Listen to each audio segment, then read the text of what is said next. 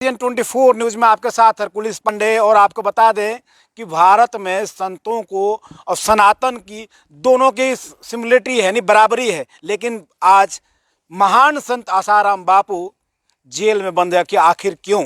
सबसे बड़ा सवाल है कि 11 सालों से जेल में आसाराम बापू को क्यों जेल में बंद किया गया है, वो भी उसमें ऐसी सजा कि जब तक उनकी सांसें चलेंगी तब तक कारावास में बंद रहेंगे। मैं आपको बताऊं कि आज मैं मौजूद हूं 450 जो आश्रम संत आसाराम बापू की है, उसी में से एक आज भाखड़ी गांव में है। भाखड़ी गांव से कुछ ही दूरी पर एक आश्रम है, जहां आश्रम में पहुंचा हूं क्योंकि लगातार आसाराम बापू की रिहाई को लेकर, पैरोल को लेकर तमाम तरह से धरना प्रदर्शन और हर तरह से प्रशासन के पास, सरकार के पास, यहाँ तक कि प्रधानमंत्री तक को ज्ञापन सौंपा गया है, अवगत कराने की कोशिश किया गया है। लेकिन अभी तक क्या रिहाई हो पाई है या होगी?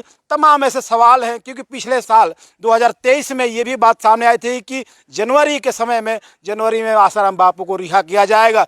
तमाम तरह से तैयारियां शुरू थी, यहाँ तक कि सरकार ने 144 धारा भी लगा दी थी। लेकिन अभी तक कोई रिहाई पे किसी तरह के कोई सुगबुगाहट नहीं है। लगातार जो संत हैं, जो समाज के धार्मिक जो भावनाओं को लेकर कहीं ना कहीं आसाराम बापू को देखते हैं, क्योंकि आध्यात्मिक संत हैं। उन्होंने अपने भक्तों को एक ही चीज़ सिखाते थे और सिखाते रहे अभी भी कि सच्चिदानंद को जानो, उनके स्वरूप को जानो, अध्यात्म को जानो, अध्यात्म को लोगों तक पहुंचाओ। लगातार इन चीज़ों को लेकर संत आसाराम बापू जाने जाते थे। लेकिन अभी उनके साथ, क्योंकि भारत सरकार अभी ऐसी सरकार है क्योंकि वो सनातन के लिए जानी जाती है, लेकिन बावजूद देखें एक संत जेल में क्यों पड़ा है। आरोप है कि रेपिस्ट है, रेप किया है, बलात्कार के तमाम ऐसे आरोप लगे। लेकिन क्या न्यायालय उसका अभी सिद्ध कर पाया या नहीं, ये भी सवाल उठता है। अभी तक कोई ऐसी पुष्टि नहीं हुई है, लेकिन पॉक्सो एक्ट में वो 11 साल से जेल में बंद हैं।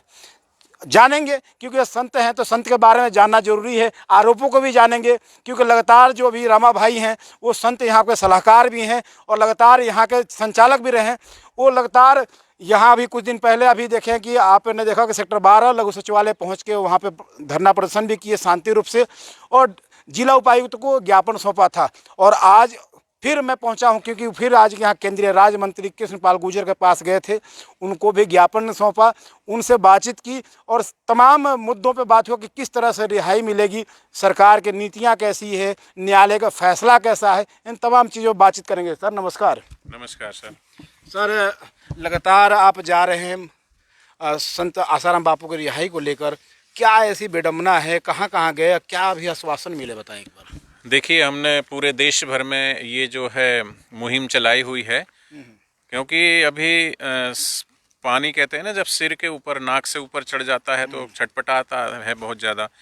हम 11 वर्षों से उम्मीद रख के बैठे थे कि आज न्याय मिलेगा, कल न्याय मिलेगा, ये महीने में मिलेगा, 6 महीने में मिलेगा, साल में मिलेगा, 2 साल में मिलेगा।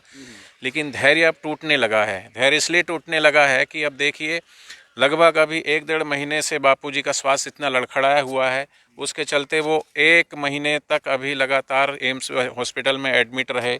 उनकी एंजियोग्राफी हुई, हार्ट में पेन था तो 3 उसमें ब्लॉकेज पाए गए और उसमें 99% एक नली में ब्लॉकेज है, दूसरे में 98% है, तीसरे में 75% है।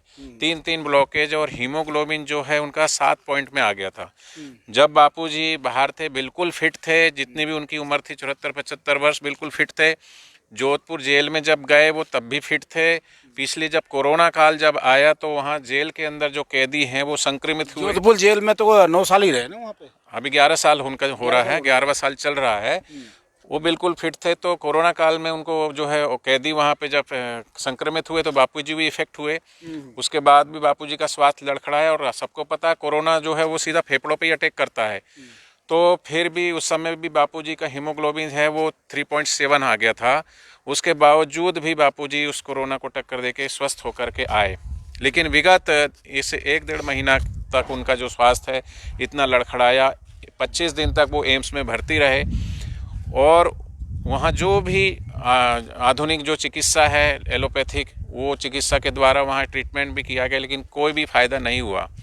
हमने बार बार माननीय न्यायालय में जो है सेशन कोर्ट में अर्जी लगाई कि बापूजी का स्वास्थ्य बहुत लड़खड़ा रहा है, हमें जो है बापूजी का उचित इलाज करने के लिए बापूजी को पैरोल दी जाए, बापूजी को जो है राहत दी जाए। हम आयुर्वेदिक ट्रीटमेंट कराना चाहते हैं, लेकिन बार बार हमारी जो है नहीं, आयुर्वेदिक ट्रीटमेंट कराना चाहते हैं, क्या सरकार या जो जेल के जो नियम कानून है वो भी तो इलाज कराएंगे? आपके इलाज में उनके इलाज में क्या कुछ अंतर है क्या?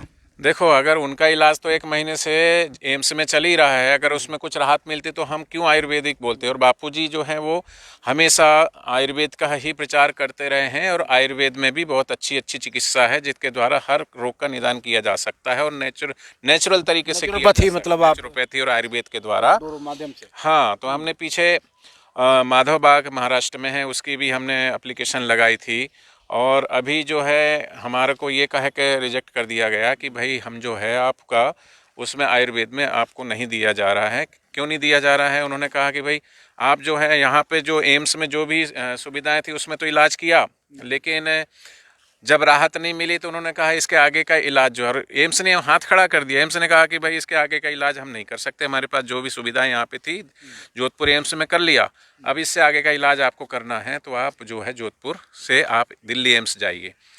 तो इस कंडीशन में जब हमने कहा कि चलो हम जो है बापूजी का जो है स्टंट और बाईपास नहीं कराना चाहते, आयुर्वेदिक तरीके से नेचुरोपैथिक तरीके से बापूजी का ट्रीटमेंट हम कराना चाहते हैं, तो उसके लिए हमको पैरोल दी जाए, बेल दी जाए। लेकिन एक बार भी हमारी सुनवाई नहीं होती है। उनका जो मौलिक अधिकार है, उनका संवैधानिक अधिकार है, कहीं ना कहीं उसका हनन हो रहा है। तो ये भेदभाव बापूजी के साथ क्यों हो रहा है, हम ये पूछना चाहते हैं। रामा जी, मैं आपसे जानना चाहूँगा, सनातन की सरकार है, हिंदुत्व की सरकार है, और जो प्रधानमंत्री मौजूदा हैं नरेंद्र मोदी जी, वो तो आसाराम बापू के बहुत बड़े भक्त और अनुयायी माने जाते थे।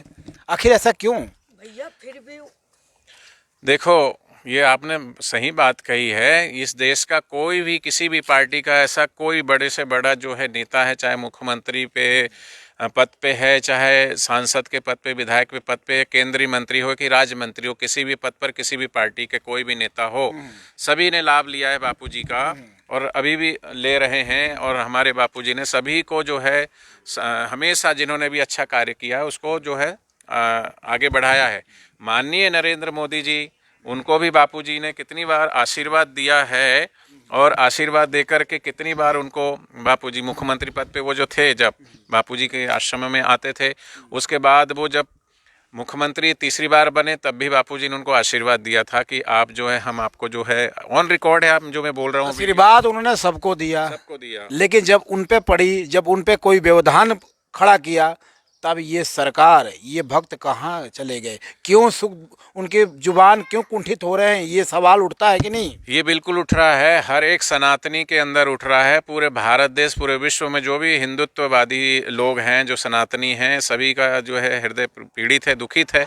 क्योंकि अभी तो सरकार अपनी है, सनातन की है, तो कम से कम ऐसी सनातन की सरकार होते हुए, हिंदुत्ववादी सरकार होते हुए भी वो संत जिन्होंने पूरे देश भर में घूम घूम करके सनातन संस्कृति का प्रचार किया, पूरे देश में, पूरे विश्व में भारतीय संस्कृति का गौरव बढ़ाया, ऐसे संत को सम्मान तो नहीं मिला। विदेश की कोई एक महिला आ जाती है इस देश में जो धर्मांतरण करती है, बापूजी तो धर्मांतरण को रोकते थे। बापूजी जो है उनकी उच्छृंखलता भरे जो पर्व और उत्सव मनाने शुरू कर दिए थे, वैलेंटाइन डे, उस कुप्रथा को भी बापूजी जो बंद कराने वाले कि बापूजी ने कहा मातृ देवो भव पितृ देवो, मातृ पितृ पूजन दिवस मनाइए। तो ऐसे वो मदर टेरेसा जो धर्मांतरण करती है उसको तो यहाँ संत का दर्जा देकर के उसको जो है सम्मानित किया जाता है। और वो हमारे भारत के संत जिन्होंने पूरा जीवन ही भारतीय संस्कृति के लिए लगा दिया, 450 आश्रम, 1400 समितियाँ, 17,000 बाल संस्कार केंद्र, और अभी सैकड़ों गुरुकुल और सैकड़ों गौशालाएं आज भी पूरे राष्ट्र हित देश हित के कार्यों में लगी हुई है। लेकिन ऐसे संत को 11 वर्ष से, जबकि एक लड़की ने सिर्फ आरोप लगाया, आरोप जो लगाया वो आरोप सिद्ध भी नहीं हुआ है, लेकिन जानबूझ के ऐसा पोक्सो एक्ट, जिस पोक्सो एक्ट के, अब ये भी सोचने वाली बात है, आप सर्वे कीजिए, जब से ये पोक्सो एक्ट की धारा में संशोधन हुआ है, इसका किस तरीके से दुरुपयोग किया जा रहा है, किसी को भी फंसाने के लिए, किसी से भी बदला लेने के लिए, किसी के खिलाफ खड़ा कर दिया जाता है। ये नहीं देखा जाता किसी को भी अपना दुश्मनी निकालने के लिए, अपना वैमनस्य निकालने के लिए किस तरीके से हथियार की तरह इसका उपयोग किया जा रहा है। रोकूंगा रामा भाई जी, आप कह रहे हैं किसी को फंसाने के लिए, किसी को उकसाने के लिए तमाम इस तरह आरोप लगाए जाते हैं। कहीं ना कहीं कुछ सच्चाई तो होगी, तभी तो आरोप लगे हैं। आखिर वजह क्या? आप कहते हैं, आप लगातार सोशल मीडिया पे आप ये कह रहे हैं कि षड्यंत्र किया जा रहा है, सरकार षड्यंत्र कर रही है। कौन सी सरकार षड्यंत्र कर रही है सर? देखो सही बात है, आप कह रहे हैं कि भाई आरोप नहीं लगा रहे हैं, हम दिखा रहे हैं कि अभी जो भी चीज़ें हुई है वो कहीं ना कहीं इसी तरीके से हुई है कि बापूजी के जो देवी कार्य है, बापूजी की जो सेवा कार्य है, वो कहीं ना कहीं उनके आड़े आड़े, जैसे बापूजी धर्मांतरण को रोकते हैं, तो जो इस देश के अंदर धर्मांतरण करने वाली जो एजेंसियां हैं या संस्थाएं हैं, उनके आड़े तो बापूजी आ ही रहे थे ना, कि बापूजी विरोध करते कि भाई धर्म परिवर्तन कितना, भजन करो, भोजन करो, दक्षिणा पाओ। ये पूरे देश भर में आज भी उन दूर सुदूर आदिवासी जंगलों में जाकर आज भी देख सकते हैं, बापूजी के आश्रम बने हुए हैं जहाँ पर आज भी उनको भंडारा, रोज भोजन बनता है उनके लिए, रोज उनको दक्षिणा दी जाती है। इसलिए सिर्फ अभी कोटगढ़ आप उड़ीसा इसमें चले जाइए, उड़ीसा और छत्तीसगढ़ के बॉर्डर पर, वहाँ पर कम से कम 1000 बच्चे जो है वो पढ़ रहे हैं। वो अगर उनको छोड़ दिया जाए तो तुरंत ईसाई धर्म को स्वीकार कर लेंगे। बापूजी के जाने के बाद देश में कितना धर्मांतरण बड़ी तेजी से बढ़ रहा है, तो बापूजी तो खड़े थे ना धर्मांतरण। सरकार के जो मौजूदा सरकार में जो नेता है वो साफ हिंदू राष्ट्र की बात करते हैं, सनातन के जो मानने वाले संत हैं वो भी हिंदू राष्ट्र की बात करते हैं। तो आप कह रहे हैं कि अगर हिंदू राष्ट्र की मांग की जा रही है, लेकिन एक हिंदू राष्ट्र में एक महान संत, आध्यात्मिक जो संत माना जाता है, उसके साथ अन्याय क्यों हो रहा है? सही बात आप बोल रहे हैं, बहुत अच्छा आपने सवाल किया। हिंदू राष्ट्र कौन बनाता है? राष्ट्र की जो है धरोहर होती है संत। कहते संत ना होते इस जगत में तो जल मरता संसार। वास्तविक जीवन में जो है उत्थान होता है, विकास होता है, वो संत के आने से ही होता है। और भगवान श्री कृष्ण स्वयं कहते वो दो मोए, संत सदा अति प्यारे, मैं संतन के पीछे जाऊं जहां जहां संत सिधारे। ऐसे संतों का सम्मान करने वाले भगवान श्री कृष्ण की जन्मभूमि ये भारत है। और ऐसे भारत भूमि में जो भगवान भी संतों का सम्मान करते हैं, आज हिंदू राष्ट्र कैसे बनेगा? हिंदू राष्ट्र बनाने के लिए हम बोलते तो हैं, हिंदू राष्ट्र बनाने के लिए मुहिम किसने छोड़ी? विश्व गुरु पद पे भारत रहेगा, प्यारे बापू की बोली यही है, साधकों का है संकल्प, कायरों की ये बोली नहीं है। ये भारत को विश्व गुरु बनाने का नारा किसने दिया? ये भारत को पूरे विश्व तक पूरा महान बनाने का संकल्प किसने उठाया? विश्व वंदनीय संत श्री आसाराम जी बापू जी ने पहले भी कहते आए कि भारत को विश्व गुरु बनाना है। पर राष्ट्र जो है वो तभी हिंदू राष्ट्र बन सकता है जब सनातन संस्कृति के जो प्रहरी हैं, संत हैं, वो संत अगर समाज के बीच में होंगे। अब संत को तो जेल में डाल रहे हैं, और बाहर क्या हो रहा है? छोटे छोटे बच्चे जो है फिल्म के और मोबाइल एडिक्शन हो रहा है, उनको नशे की गर्त में जा रहे हैं। सरकार व्यसन मुक्ति अभियान चला रही है, लेकिन फिर भी व्यसन मुक्त भारत तो नहीं हुआ पाए ना। लेकिन जो बापूजी जिनके सत्संग में जाकर के अगर छोटा बच्चा भी चला जाता है, वो भी भगवान की भक्ति के मार्ग पे चल जाता है। युवा चला जाता है, वो भी युवा सेवा संघ से जुड़ के अपने जीवन को परिवर्तित करता है। युवा धन सुरक्षा पढ़ करके नारी तू नारायणी का नारा बापूजी ने दिया। नारी कोई भोग्या नहीं है, वो नारी के अंदर नारायणी है और नर के अंदर नारायण का वास है। ऐसे नर नारायण का जो दर्शन कराने वाले जो है बापूजी हैं, ऐसे बापूजी को तो जेल में रख दिया। फिर ये भारत जो है कैसे हिंदू राष्ट्र बनेगा? हिंदू राष्ट्र का निर्माण करने वाले सच्चे संत होते हैं। इतिहास उठा के देखिए, सनातन संस्कृति अगर आज भी पूजित है तो वो महान संतों की वजह से है। अगर आचार्य चाणक्य ना होते तो चंद्रगुप्त ना होते और सम्राट अशोक ना होते। अगर समर्थ रामदास जी ना होते तो छत्रपति शिवाजी महाराज भी ना होते। भगवान स्वयं इस धरती पर आए हैं तो वैसे महापुरुषों के चरणों में गए हैं। भगवान श्री राम जी आए तो वशिष्ठ जी के चरणों में गए हैं। भगवान श्री कृष्ण जी आए हैं तो वो सांदीपनि मुनि के चरणों में आए हैं। नरेंद्र ही रह जाता अगर उसके जीवन में स्वामी रामकृष्ण परमहंस ना आते तो इस सनातन संस्कृति को महान बनाने वाले राष्ट्र की सच्ची धरोहर सच्चे संत ही होते हैं।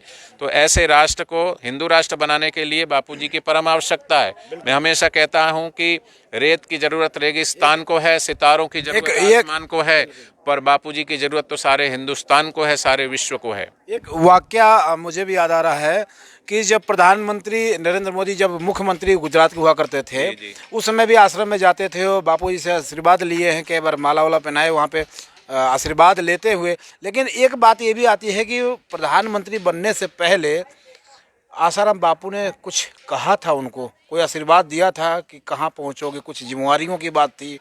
तो जो जिम्मेवारी मिली, जिम्मेवारी तो मिल गई, लेकिन जिन्होंने जिम्मेवारी देने की बात कही उनके साथ आखिर अन्याय क्यों? देखो, मैं एक भजन की लाइन है, बात थी या नहीं? बिल्कुल थी। मैं ये बोलता हूँ, भजन गाता हूँ, एक में उसमें लिखता है, बोलते हैं कि धन पाकर फूल गया प्यारे, पद पाकर भूल गया प्यारे, ईश्वर को भूल गया प्यारे। जिस बापूजी ने 3-3 बार वहाँ पर मुख्यमंत्री आप बने गुजरात में, तो आपको हमेशा बापूजी का आशीर्वाद मिला। आपने स्वयं अपने मुखार बिंदों से कहा, हम नहीं कह रहे हैं, ऑन रिकॉर्ड वीडियो हैं, आप बापूजी के श्री चरणों में आते हैं, उनका आशीर्वाद लेते हैं। आपने आप खुद अपने श्रीमुख से आप कहते हैं कि मैंने बापूजी को हरियाणा में सुना, मैंने बापूजी को उत्तर प्रदेश में सुना, मैंने बापूजी को राजस्थान में सुना, मैंने बापूजी को पंजाब में सुना। दुनिया मुझे जानती नहीं थी, ऐसे समय में मैं जाकर के बापूजी का सत्संग सुनता था। तो बापूजी ने तो उनको नाम ही मोदी मल्ल नाम दिया था। मल्ल मतलब होता है मजबूत। माने बापूजी एक हमेशा अपने सत्संग में कहते थे कि हम इनको कोई बड़ा उत्तरदायित्व देना चाहते हैं, हम बड़ी जिम्मेदारी देना चाहते हैं, इनके कंधों पर थोड़ा बोझ रखना चाहते हैं। तो बापूजी का तो हमेशा संकल्प रहा था कि तुम खूब आगे बढ़ो, भारत देश में प्रधानमंत्री बनो, और ये आशीर्वाद दिया बापूजी ने। दुनिया जानती है आज वो प्रधानमंत्री हैं। पर सोचने वाली बात यह है कि जिन महापुरुषों से आपने आशीर्वाद लिया, आज वही संत उम्र के इस पड़ाव में और हॉस्पिटल में हैं, और आप सत्ता पर बैठे हैं। तो आपसे गुजारिश है, हमारी प्रार्थना है कि हमारी इन सब करोड़ों करोड़ों भक्तों की दुआएं आपको लगेगी, आप इनका सबका आशीष आपको मिलेगा। कृपया बापूजी को मोहलत दीजिए। बापूजी के देवी कार्यों से, बापूजी के सेवा कार्यों से आप अनभिज्ञ नहीं हैं। जितना आप बापूजी को जानते हैं, पहचानते हैं, नज़दीक से आप गए हैं, दुनिया नहीं जानती जितना आप जानते हैं। तो ऐसे बापूजी के लिए आप सोचिए। आपसे यही करवद्ध प्रार्थना है हमारी, हाथ जोड़ करके विनती। प्रधानमंत्री जी से तो आपने गुहार लगा दी, विनती कर लिया कि सोचेंगे समझेंगे, लेकिन फिलहाल बीते दिनों की जो दौर रही, नेताओं के पास आप जा रहे हैं, यहाँ के जो आयुक्त हैं, उपायुक्त हैं, तमाम लोगों से आप मिल रहे हैं, ज्ञापन सौंप रहे हैं, कहाँ कहाँ से आश्वासन मिला, किन किन से मिले अभी ये तो बताएं। क्योंकि कल शायद कृष्णपाल गुर्जर जो यहाँ के केंद्रीय राज्य मंत्री, उनसे भी शायद कल ही मिले थे, आज मिले थे ना। तो क्या पूरी घटनाक्रम के बताएं, कहाँ तक मिल चुके हैं? देखिए, हम पूरे ये देश भर में ये पूरा व्यापक अभियान चल रहा है। हमारे जो भी पूरे देश भर में, मैंने बताया कि 450 आश्रम में करोड़ों करोड़ों जो साधक हैं, वो बड़ा उनका हृदय पीड़ित है। क्योंकि आप स्वयं देखिए कि आपके पिता अगर हॉस्पिटल में है, तो आप रात को ना तो अच्छे से भोजन कर सकते हैं, ना ही आप सो सकते हैं, आपको चिंता रहती है। और इस तरीके से उनको हार्ट में 3-3 ब्लॉकेज हैं, महीना भर से वो हॉस्पिटल में, आज भी वो एम्स हॉस्पिटल में वहाँ पर जोधपुर में है। तो ये जो करोड़ों करोड़ों साधक है, उनको जो उनकी सहन शक्ति कितनी सहन करेंगे। 11 वर्षों से बापूजी भी सहन कर रहे हैं, भक्त भी सहन कर रहे हैं, कितना सहन करेंगे। तो अब जो है सभी ने ये सोचा है कि हम अपनी आवाज़ को बुलंद करेंगे, क्योंकि हमारा संवैधानिक अधिकार भी होता है। हम ऐसे देश में रहते हैं, संविधान का हम आदर करते, कानून का आदर करते, पर हम ऐसी सरकार को चुन करके भेजते हैं कि हमारे मौलिक अधिकारों की सुरक्षा होनी चाहिए, रक्षा होनी चाहिए। लेकिन आज वो नहीं हो रहा है। इसलिए देश भर में हम अपने प्रेस वार्ता के माध्यम से पूरे समाज तक बापूजी की वास्तविकता बताने के लिए जगह जगह प्रेस कॉन्फ्रेंस हो रही है। और यहाँ जिले के जो भी आयुक्त हैं, कलेक्टर हैं, उनको भी हम ज्ञापन दे रहे हैं। जैसा कि फरीदाबाद में भी हमने दिया, आपने भी उसको कवर किया हुआ है। उसके बाद जो है हमने आज जो है सांसद महोदय से भी हम मिले, और उनको भी हमने यहाँ पर ये माननीय कृष्णपाल गुर्जर जी, दिखाए एक बार कैमरा से, बिल्कुल ये माननीय मुख्यमंत्री जी कार्यालय, ये 3री मंजिल संकुल सचिवालय सेक्टर, वहाँ पे हमने ये आज गुर्जर जी को भी दिया है। और इसके बाद जो है हमने उनको ये कहा है कि हमारी आवाज़ माननीय श्रीमती द्रौपदी मुर्मू जी, महामहिम राष्ट्रपति महोदय, उनको भी आप पहुंचाइए। भाई नरेंद्र मोदी जी को भी आप हमारी आवाज़ पहुंचाइए। भजन लाल शर्मा जी, माननीय मुख्यमंत्री कार्यालय सचिवालय जो जयपुर है, वहाँ पर भी ऐसे तमाम जो ऊंचे अधिकारी हैं, मंत्री हैं, हमारे संवैधानिक पद पर बैठे हैं, उन सबको हम तमाम लोगों को बापूजी के स्वास्थ्य के बारे में जानकारी भी दे रहे हैं, बता भी रहे हैं, और साथ में यही प्रार्थना कर रहे हैं। क्या लगता है निचोड़ क्या निकला अभी तक? क्या आपको महसूस क्या हुआ? देखो, भक्तों को क्या जवाब देंगे? आप तो एक प्रवक्ता भी हैं और संचालक भी हैं, क्योंकि भक्त आप पे विश्वास करते हैं, बागडोर तो आपके हाथों में अभी फिलहाल है। बिल्कुल, हम संवैधानिक तरीके से अपनी मांग रख रहे हैं, और इसलिए अभी इतनी 11 वर्षों से हमारे बापूजी ने हमको यही सिखाया है। हम किसी के विरोध में नहीं है, किसी के उसमें नहीं है। लेकिन अब जो है जुल्म जो इतना हुआ है, इतना अत्याचार हो रहा है, इतनी पीड़ा दी जा रही, गुरुजी को कितना बर्दाश्त करेंगे। तो कहीं ना कहीं हम जो है अपनी मांग को लेकर के जा रहे हैं अपने अपने माध्यमों से। अभी जैसे 2 और 3 तारीख को जो है, 2 तारीख को चंडीगढ़ में पूरे हरियाणा के जितने भी ज़िले हैं, सभी ज़िलों से साधक भाई बहन, क्योंकि फरीदाबाद में लाखों की संख्या में है, तो करोड़ों की संख्या में है, लेकिन वहाँ पर पहुँचेंगे चंडीगढ़ में, और माननीय मुख्यमंत्री जी से मिलेंगे, उनके माध्यम से सरकार तक अपनी आवाज़ पहुंचाएंगे। और उसके बाद भी हमें अभी अलग अलग पूरे देश भर में, ये पूरा देशव्यापी अभियान है, उसके बाद पूरे देश मिल करके फिर दिल्ली में भी हम कूच करेंगे। उसके बाद की रणनीति क्या होगी? अगर सब कुछ करने के बाद भी अगर सरकार, न्यायालय, चाहे वो सेशन हो, हाई कोर्ट हो या सुप्रीम कोर्ट तक की बात आती है, तब क्या सोचेंगे?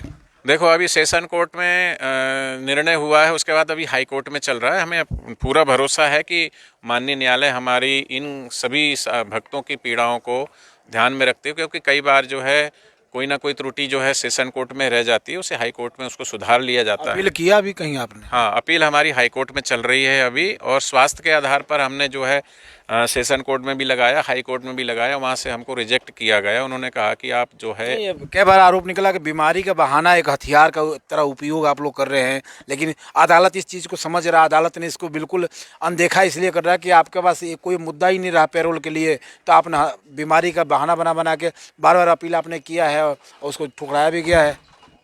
नहीं नहीं, ये बिल्कुल सरासर झूठ है। आप ये देखिए ना कि रिपोर्ट जो आ रही है वो हम और आप तो नहीं बना रहे ना, कि बापूजी की जो भी तकलीफ़ें हैं, जो भी बापूजी सफ़र कर रहे हैं उन बीमारियों को, जो भी हुई है, और इस तरीके से कंडीशन में अगर कहीं ना कहीं लाया गया है, वो जो जोधपुर जेल का जो इन्वायरमेंट है, या कहीं ना कहीं कोरोना काल हुआ, उस तरीके से बापूजी का स्वास्थ्य दिन प्रतिदिन बिगड़ा ही है। और ये कोई हमेशा से तो नहीं लगाया गया, जब जब कोरोना काल के समय से कई बार लगाया गया है, और हमने नहीं लगाया है, जांच में आ रहा है। आज तो एम्स की रिपोर्ट भी हमारे पास है, एम्स ने ही रिपोर्ट दी है ना अपनी, एम्स जो सबसे अच्छा हॉस्पिटल माना जाता है गवर्नमेंट की तरफ से, तो उसकी ही रिपोर्ट है कि बापूजी को ये तकलीफ़ें हैं, और वो माननीय न्यायालय के सामने हमने समक्ष भी रखी है। तो यही तो विडंबना है ना कि समक्ष रख दी, तो फिर कुछ ना कुछ आश्वासन तो मिला ना। इसी बात का तो दुखड़ा है हमारा कि हमारे साथ ये भेदभाव क्यों किया जा रहा है। आप दूसरे लोगों को जो है बिना कारण के भी आप उनको पैरोल देते हैं। फिर 2023 में कैसे बात निकली कि जनवरी में रिहा हो रहे हैं बापू? पूरा पूरा शोर था, तमाम भक्तों में खुशी की लहर थी, तरह तरह की तैयारियां चल रही थी लाने के लिए कि इस रूट से निकलेंगे, ऐसे निकलेंगे, इतना भव्य आयोजन किया जाएगा। ये सब क्या था फिर? वो प्रोपेगेंडा था या सच्चाई थी? नहीं, ऐसा नहीं है। हमको तो हमारे गुरुदेव, गलत तो नहीं बोल रहा हूँ मैं? नहीं, आप सही बोल रहे हैं। भक्तों को तो दिन प्रतिदिन अपने भगवान की आस ही रहती है, और आज भी सबके हृदय से यही निकलता कि बापूजी हमारे जल्दी हम सबके बीच में आएंगे। और हर बार जब भी कोर्ट में तारीख लगती है तो कहीं ना कहीं हमको ये उम्मीद रहती है कि माननीय न्यायालय इस बार हमारी पुकार सुनेंगे, हमारी पुकार सुनेंगे, लेकिन हर बार हमको निराशा ही हाथ लगती है। ऐसा तो नहीं भक्तों का कहीं आस टूटता जाए धीरे धीरे, क्योंकि 11 साल बीत गए, अभी तक किसी तरह की कोई रिहाई नहीं हुई, किसी तरह सुनवाई नहीं हो रही है, सरकार मौन पड़ी है, भक्त लगातार लाचार दिखाई दे रहे हैं, तरह तरह के जगह पे जाते हैं, अलग अलग धरना प्रदर्शन, हर तरह से तो सरकार को जगाने की कोशिश करे, लेकिन आखिर क्यों न सरकार जग रही है, न प्रशासन जग रहा है, न न्यायालय जग रहा है? आखिर वजह क्या है समझते हैं? कहीं ऐसा नहीं तो भक्त पीछे भूल जाए भगवान को? नहीं नहीं नहीं, ऐसे भक्त नहीं है। देखो, हमने इतिहास में हमेशा ये सुना है, मैंने एक महापुरुषों की वाणी भी हमने सुनी है, हमने कई महापुरुषों के माध्यम से हमने सुना, और इतिहास गवाह है। चाहे गुरु नानक जी के समय में गुरु नानक जी के साथ कितना अत्याचार हुआ, कबीरदास जी के समय कबीरदास जी के साथ कितना अत्याचार हुआ, भगवान बुद्ध के समय भगवान बुद्ध के आश्रमों में ही वैश्य को गाड़ दिया गया और आरोप उन पे मढ़ दिया गया था। कबीरदास जी, महावीर भगवान, इस धरती पर कौन से ऐसे भगवान, रामचंद्र जी, भगवान श्री कृष्ण जी, और जितने महापुरुष संत हुए, जीसस को, क्राइस्ट को सूली पर चढ़ा दिया गया, हर महापुरुष को सताया गया, परेशान किया गया। लेकिन आज देखिए, उनके भक्त, हम तो सुनते थे और इतिहास में पढ़ते थे कि उनके भक्त कैसे उनके गुरु को मानते थे, लेकिन गिने चुने लोग उस समय हम उनके नाम याद रख पाते हैं कि कबीरदास जी के सलूका मलूका थे, हैं, नानक जी के बाला मर्दाना थे, और ऐसे महापुरुषों के जो है शिष्य। लेकिन हम देख रहे हैं इन 11 वर्षों के अंदर बापूजी के करोड़ों करोड़ों साधक जो हैं, उनकी श्रद्धा, उनकी भक्ति, उनका प्रेम, उनका विश्वास जो है अटूट है। और आज देखिए, इतना इतना कुप्रचार हुआ, उस कुप्रचार के बावजूद भी आज भी किसी भी बापूजी के भक्त से मिलेंगे तो उसकी श्रद्धा, उसकी भक्ति, उसका प्रेम गुरु के प्रति बढ़ा ही है, घटा नहीं है। और ये साफ साफ दर्शाता है कि उनके गुरु ने, अर्थात हमारे गुरुजी ने हमको क्या दिया है।